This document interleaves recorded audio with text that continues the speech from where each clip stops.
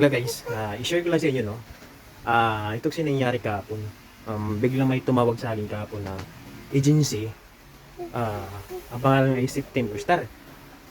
Hindi ko matandaan kasi sobrang tagal ng yung in-applyan pala namin dati yun noong 2004. Sobrang tagal na po na hindi ko inisip na hindi ko in-expect na tumawag bigla kahapon. Ang sabi, on process na daw yung documents ko for abroad. Hindi ko akalain na, hindi ko expect na tumawag siya kasi sobrang tagal na wala talaga sa isip yun, wala talaga sa isip ko.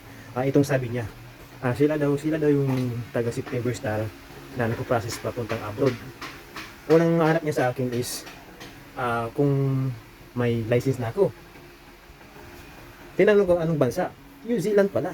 Hindi ko na makakalain na ang kailangan nila is driver's license. Hindi ko naman expected yun na nasa New Zealand pala yung destination na pupuntahan. Ang in-applyan ko dati is Canada. Kasi New Zealand, yung palang unang requirements nila kapag mag-a-apply ka sa New Zealand is driver's license. Kailangan nyo kumuha ng driver's license bago kayo mag-apply. Hindi. Meron akong license, pero student license.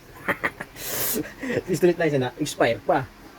O paano yun? Kukuha ko ulit bago. Hindi kung gusto kong patusan yung work abroad na yon is sa ibang bansa na lang, sa ibang country na lang, wag lang New Zealand kasi wala akong mapakita na driver's license.